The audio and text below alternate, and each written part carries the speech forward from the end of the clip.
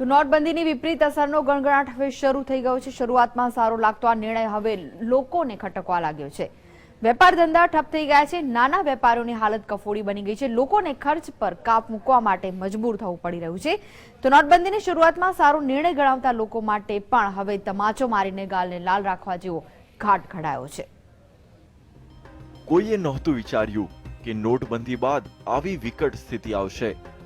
ધંધા રોજગાર ઠપ થઈ ગયા છે। 2000ની નોટ માટે લોકો લાઈનમાં ઊભા રહે છે। એકાદ નોટ મળે છે તો તેના છૂટા રૂપિયા નથી મળતા।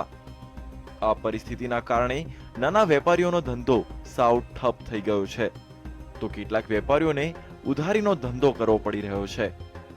એમ કહીએ કે કેશલેસની લાહીમાં હવે વેપારીઓને ઉધારીનો ધંધો કરવા મજબૂર બનવું પડ્યું છે। મધ્યમ વર્ગ જે પીસાઈ રહ્યું છે એમાં વધારે તકલીફ થઈ। એકદમ એક ઝટકે બંધ થઈ ગયા। 1500ની નોટ થઈ ગઈ। એના હિસાબે જે મોટા ધોરણધોરે તો એ લોકો એક્સચેન્જ કરી નાખ્યું, બધું એમને સેટલમેન્ટ થઈ ગયું।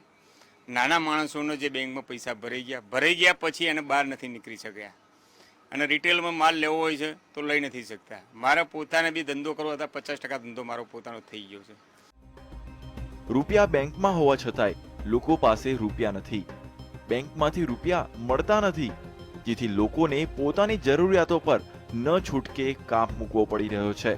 લોકો જરૂરી વસ્તુ ખરીદવા પણ અચકાઈ રહ્યા છે, જેના કારણે રિટેલ વેપારમાં 75% સુધીનો ફટકો પડી ગયો છે।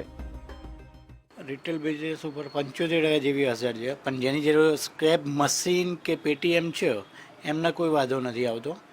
બાકી 75% જેવું ડાઉન છે। પેમેન્ટની બાબતમાં જ અસર થશે, કારણ કે ઘણી પબ્લિક તો એવી છે કે જેનું કોઈ બેંકમાં એકાઉન્ટ બી નથી, એટલે એ લોકોને તકલીફ પડશે। 2000ની એક નોટ માટે લોકો કલાકો સુધી લાઈનમાં ઊભા રહે છે, તો બીજી તરફ કાળા ધનના કુબેરો 2000ની નોટોના બંડલ સાથે ઝડપાઈ રહ્યા છે। ત્યારે રોજનો વ્યાપાર કરીને ઘર ચલાવતા વેપારીઓની હાલત કફોડી થઈ ગઈ છે, અને લોકો માટે તમાચો મારીને ગાલ લાલ રાખવા જેવો ઘાટ ઘડાયો છે। કેમેરામેન તેજસ દવે સાથે કશ્યપ જોશી, GSTV, અમદાવાદ।